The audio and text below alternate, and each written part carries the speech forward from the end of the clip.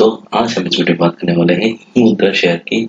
जैसे आपको पता है दोस्तों, ई मुद्रा ने रिसेंटली आईपीओ के जरिए एनएसई और बीएसटी में लिस्ट हुआ है दोस्तों। लेकिन प्रेजेंट टाइम में इसका देखा गया है दोस्तों, जो आईपीओ बेच करने गए अपने मार्केट पे लिस्ट हुआ था दोस्तों, वहां से हल्का सा इसने अप दिया था दोस्तों 279 का। उसके बाद ही प्रेजेंट टाइम में अपने आईपीओ प्राइस बैंड के आसपास ही घूम रहा है दोस्तों, अपर प्राइस बैंड के। तो प्रेजेंट टाइम में इस शेयर के रिगार्डिंग एक बड़ी न्यूज आई है दोस्तों, जो आपके लिए जानना जरूरी है। और इस न्यूज के चलते स्टॉक में किस तरह के मूवमेंट आ सकते हैं, तो आज हम इसको एनालाइज करेंगे और देखेंगे कि कंपनी आगे आने वाले दिनों में किस तरह से ये मूव दे सकती है। क्या ये आईपीओ प्राइस बैंड के नीचे चला जाएगा, या ये न्यूज के चलते ये प्राइस और भी ऊपर जाएगा। तो आज हम इस वीडियो में इसको एनालाइज करेंगे। लेकिन उससे पहले आपको बता दें दोस्तों, अगर आप चैनल पर नए हैं तो प्लीज चैनल को सब्सक्राइब कर दीजिए और बेल आइकन हिट कर दीजिए, ताकि आगे से हम जो भी वीडियो बनाए दोस्तों, उसकी नोटिफिकेशन सबसे पहले आपको आपके मोबाइल में मिल जाए। दोस्तों, आज के डे पे यहाँ पे देखा गया है दोस्तों कि इसका रिजल्ट आया दोस्तों प्रेजेंट टाइम में मार्च 2022 का।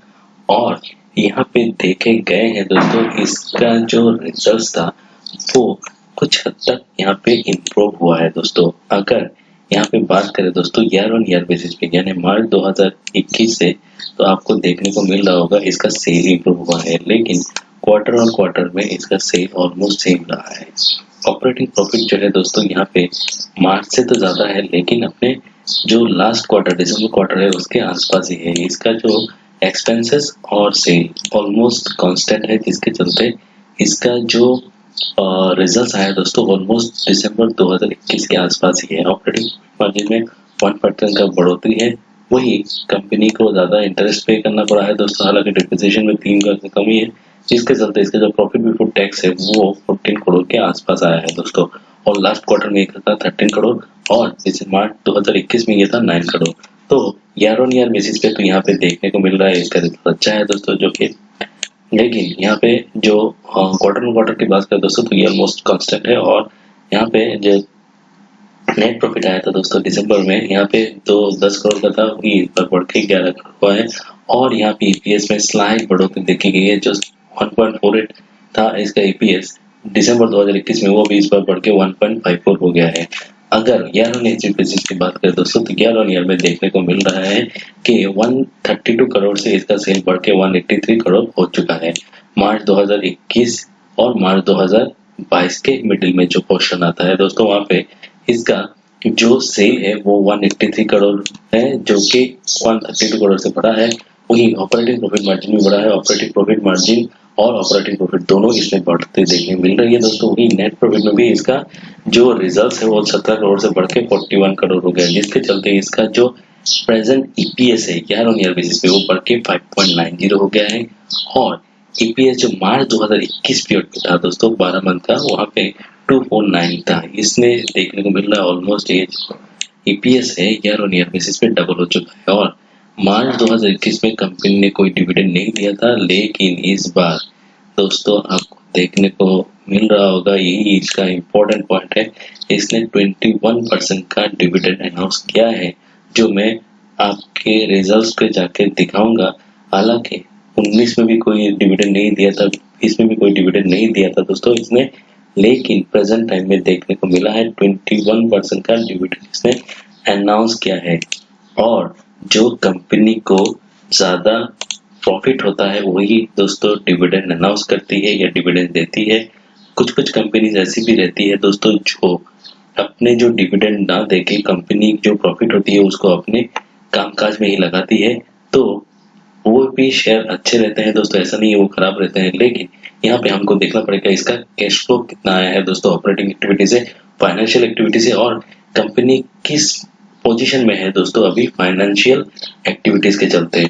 तो यहाँ पे अगर हम कंपनी के रिजल्ट्स को देखते हैं दोस्तों, तो यहाँ पे आपको देखने को मिलेगा कंपनी ने फाइनल डिविडेंड दिया है 1.25 पर इक्विटी शेयर और 5 ईच, मैंने फेस वैल्यू 5 के हिसाब से इसने 1.25 पर इक्विटी शेयर दिया है दोस्तों।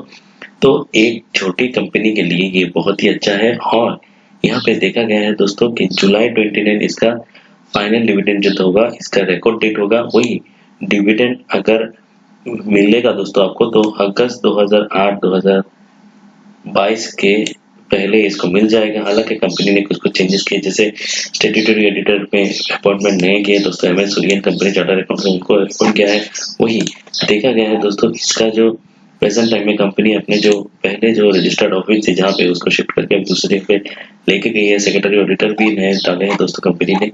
और यहाँ पे जो मैं बात कर रहा था दोस्तों, देखते हैं कंपनी का जो कैश फ्लो है, ऑपरेटिंग एक्टिविटी से कैश फ्लो जो मार्च 2021 से यहाँ पे कम देखने को मिल रहा है। 350.19 यहाँ पे था दोस्तों, मार्च 2022 में ये आया है। वही मार्च 2021 में ये था 409.44। वही कंपनी का जो नेट कैश जो इन्वेस्टिंग एक्टिविटी से आ रहा था दोस्तों 380 था, वही ये बढ़ के मार्च 2021 में था 470.80। हालांकि यहाँ पे भी गिरावट देखने को मिल रहा है और net cash flow operative activity यहाँ पे भी गिरावट इसको देखने को मिल रहा है ईयर ऑन ईयर बेसिस पे। लेकिन अगर कंपनी की प्रॉफिट बिफोर टैक्स की बात करें दोस्तों तो यहाँ पे बढ़ोतरी है, जैसे मैंने पहले ही बोला था। वही कंपनी का एक जो फाइनेंशियल एक्टिविटी से जो कंपनी को प्रॉफिट होता है दोस्तों, वहां पे देखने को मिला है कि कंपनी का फाइनेंशियल एक्टिविटी से जो कैश फ्लो जनरेट कर रही है दोस्तों, वहां पर 85.58 है दोस्तों, जो कि पहले मार्च 2021 में 46.63 था, जिसके चलते इसका जो नेट कैश है दोस्तों वो 55.43 हो गया है बढ़ के। हालांकि ऑपरेटिंग एक्टिविटी से इसको थोड़े बहुत गिरावट देखने को मिले हैं ईयर ऑन ईयर बेसिस पे कैश फ्लो में, लेकिन फाइनेंशियल एक्टिविटीज के चलते इसका जो नेट कैश फ्लो है वो बढ़ के 55.43 हो गया है, जो कि पिछले ईयर में ये 14.73 था। और जिसके चलते कंपनी का जो लास्ट ईयर में जो कैश एंड कैश इक्विवेलेंट था 77.13, वो बढ़ के इस बार 132.55 है, जो एक पॉजिटिव है कंपनी के लिए। अगर कंपनी की माने दोस्तों तो कंपनी का जो अभी प्रेजेंट टाइम में जो इसका जो कंपनी का जो स्टॉक भी है वो भी इम्प्रूव हुआ है, 48 हुआ है दोस्तों, पहले और भी ज्यादा था। बुक वैल्यू 19.5 है। हालांकि ROC और ROE दोनों बहुत ही बढ़िया है, वैल्यू 5 है।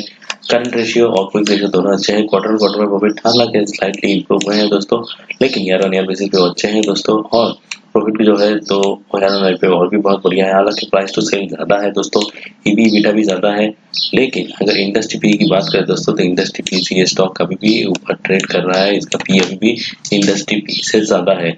लेकिन प्रेजेंट टाइम में देखा गया है दोस्तों, इसका जो रिजल्ट आया है यहाँ पे इम्प्रूवमेंट देखे गए हैं, तो जो कंपनी के लिए एक बेहतर माना जा सकता है।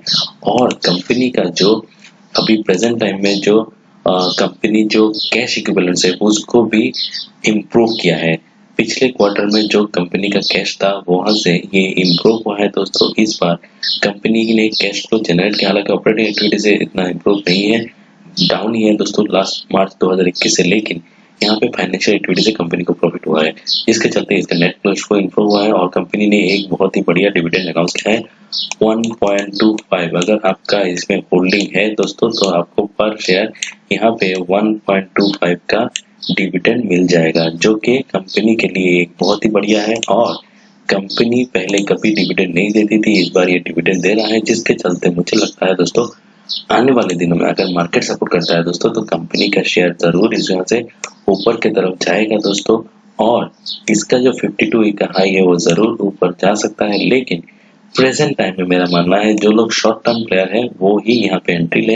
इन्वेस्टमेंट का प्राइस अभी नहीं है दोस्तों, क्योंकि मैंने पहले भी बोला था दोस्तों कि इन्वेस्टमेंट का टाइम अभी आया नहीं है दोस्तों। जब ये शेयर नीचे जाएगा, किसी भी कारण से जाए दोस्तों, तो वहाँ पे इन्वेस्टमेंट बनता है। और मैंने अपने कल के वीडियो में भी बोला है दोस्तों कि इन्वेस्टमेंट जो होता है एक सही प्राइस पे करना चाहिए, ताकि आने वाले दिनों में आपको इसका फायदा हो, ना कि ऊपर के प्राइस पे मतलब आपको इन्वेस्टमेंट करके आपको लॉस सामना करना पड़े। तो मेरा मानना ही रहेगा जो शॉर्ट टर्म प्लेयर है वहाँ पे एंट्री ले सकते हैं अगर इसका वॉल्यूम इसको सपोर्ट करता है। नियर टर्म मुझे लगता है दोस्तों अच्छे खासे यहाँ पे आपको मिल सकते हैं पैसे, लेकिन आपको वॉल्यूम भी चेक करना होगा, क्योंकि मुझे लगता है जो रिजल्ट आए और कंपनी ने जो फर्स्ट टाइम डिविडेंड अनाउंस करें इसके चलते यहाँ पे कुछ प्राइस मूवमेंट हो सकते हैं। अगर ऐसा होता है दोस्तों तो शॉर्ट टर्म प्लेयर पे एंट्री लेके अच्छा खासा मोटा पैसा बना सकते हैं। तो मुझे इस वीडियो में यही तक बोलना था। अगर वीडियो अच्छी लगी हो वीडियो को लाइक करें और चैनल को भी सब्सक्राइब करें। थैंक यू दोस्तों।